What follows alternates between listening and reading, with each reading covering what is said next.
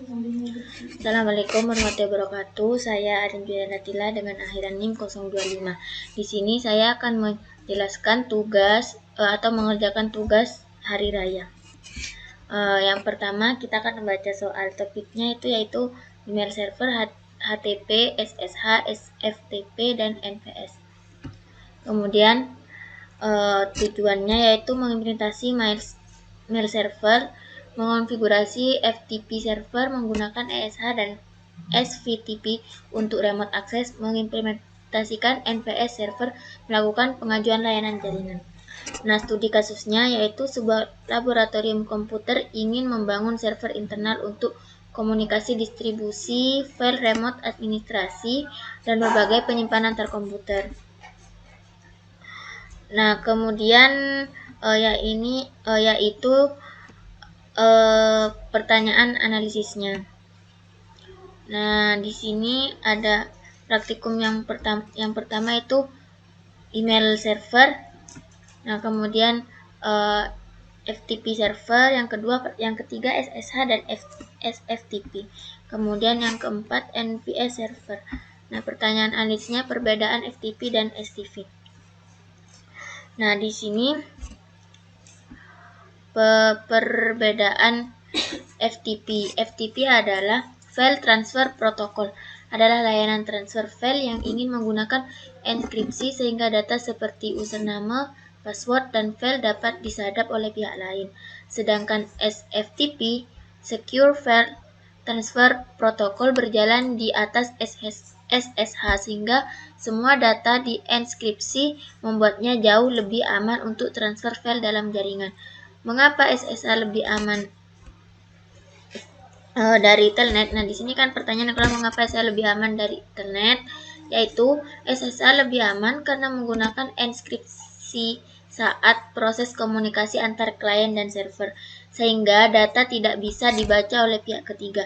Sementara Telnet mengirim data dalam bentuk plain text atau teks biasa tanpa pengamanan sehingga sangat mudah disadap. Kemudian resiko FTP anonymous login yaitu memungkinkan siapa saja mengakses server tanpa autentifikasi yang jelas. Risikonya dapat terjadi adalah yang pertama itu kebocoran data penting, penyalahgunaan server untuk upload file berbahaya, akses tidak sah oleh penggunaan luar, kemudian pertanyaan yang selanjutnya, perbandingan NVS dan FTP. Nah, perbandingan antara keduanya yaitu NVS atau Network File System digunakan untuk berbagi file secara langsung seperti folder lokal yang bisa diakses oleh klien. Sedangkan FTP hanya digunakan untuk transfer file upload dan download, tidak bisa diakses secara langsung seperti direktori biasa. NVS lebih efisien dalam jaringan lokal, sedangkan FTP lebih fleksibel untuk transfer file jarak jauh. Kemudian yang kelima, pertanyaan analisis jika mail server gagal mengirim file. Nah, jika email server itu gagal mengirim file, kemungkinan penyebabnya adalah yaitu yang pertama, konfigurasi domain atau host name salah, kemudian service email Postfix atau Deficon tidak berjalan, kemudian port SMTP diblokir very well, kesalahan konfigurasi, DNS user atau mailbox tidak terdaftar. Nah, kemudian langkah selanjutnya kita akan output laporan praktikumnya yaitu membuat topologi jaringan. Kita akan menggunakan Cisco Packet Tracer. Nah, yang pertama kita masuk ke Cisco Packet Tracer. Kita akan menggunakan cloud atau PT Cloud, kemudian lanjut kita menggunakan PT Router. Nah, kemudian setelah menggunakan PT Router, kita lanjut menggunakan switch sebentar.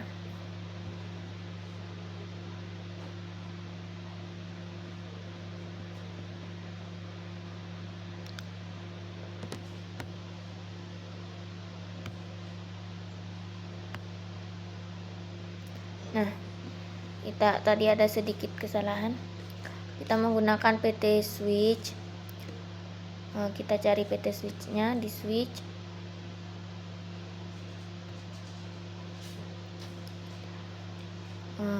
Kemudian setelah meletakkan PT switch, kita lanjut mengambil server. Kita cari server. Kita menggunakan server PT seperti biasa, PT server. Kemudian kita menggunakan PC. Kita butuh 2 PC ya. Nah, setelah itu kita menggunakan kabel otomatis saja biar tidak lama-lama.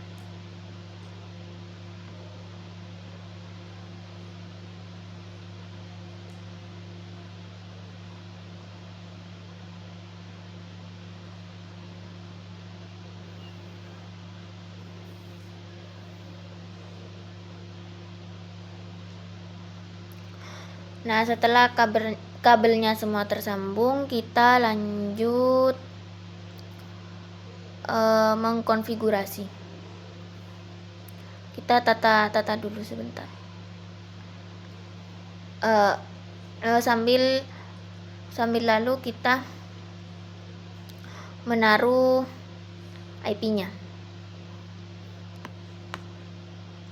Nah, kita klik di sana, kita taruh IP-nya 192.168.10.254. Kemudian lanjut IP di servernya 192.168.10.1. Kemudian di PC sama, di PC menggunakan 10.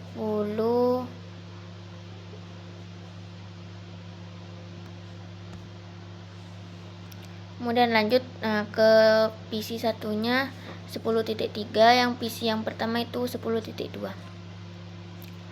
Kemudian setelah itu kita lanjut mengkonfigurasinya. Kita klik di pojok kiri atas, kemudian lanjut ke PT router, kita ke CLI, kemudian klik enter.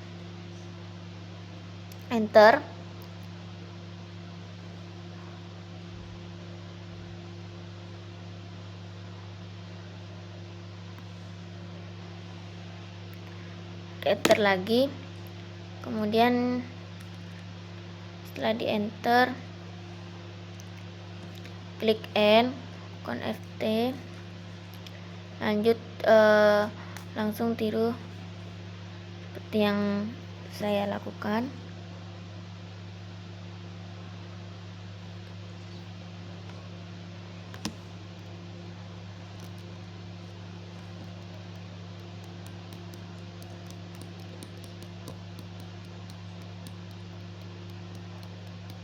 Masukkan IP DHCP-nya untuk cloud, kemudian address. Nah, kemudian lanjut masukkan IP DHCP-nya yang 10.1, kemudian DHCP cloud yang routernya yang 254, kemudian IP pool lab jaringan, kemudian masukkan networknya 192.168.10.0/25.25 netmasknya 25.0. kemudian lanjut masukkan default routernya yaitu 192.165.10.254. kemudian lanjut DNS servernya yaitu menggunakan 8.8.8. Kemudian setelah itu lanjut masukkan domainnya, namanya lab jaringan lokal, kemudian di X, di N, kemudian klik WR supaya dapat dikonfigurasi. Nah, lanjut setelah selesai langsung konfigurasi di switch-nya, kita ke CLI, N, conft, kemudian lanjut masukkan int va2/1, kemudian masukkan description koneksi ke CLAN 1. Setelah itu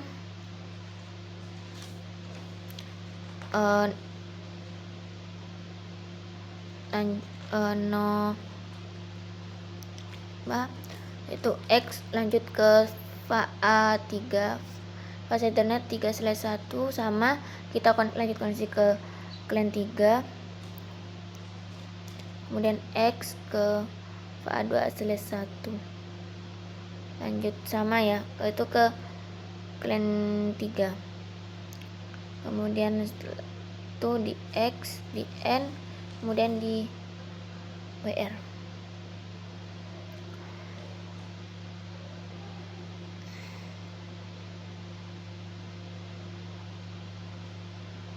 Habis itu setelah selesai dikonfigurasi, langsung ke server PT, kita ke desktop, ke konfigurasi IP,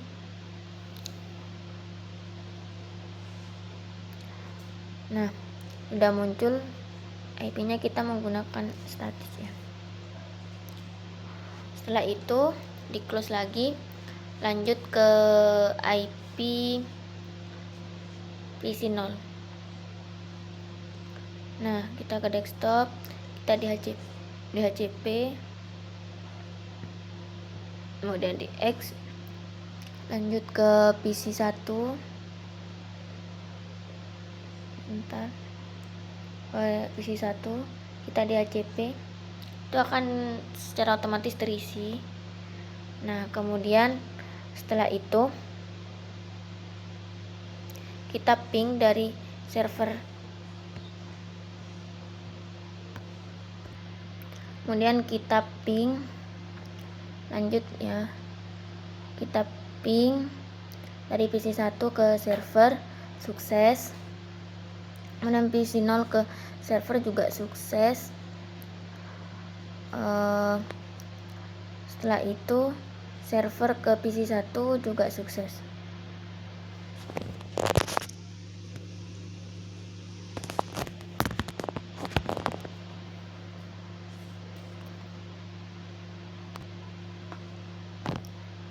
Kemudian PC1 ke server 1 juga sukses.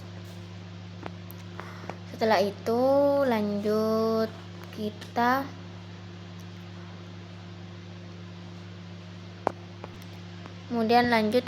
ke web DNS-nya, kita ketik di sana 192 DHCP 168.10.2.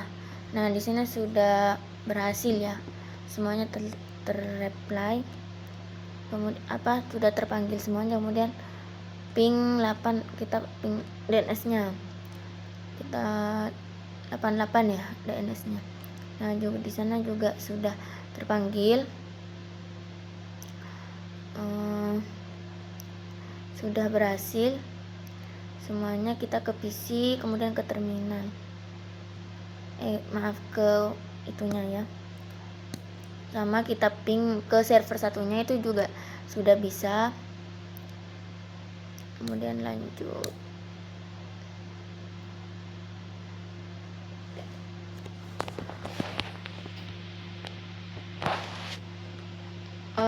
mungkin sudah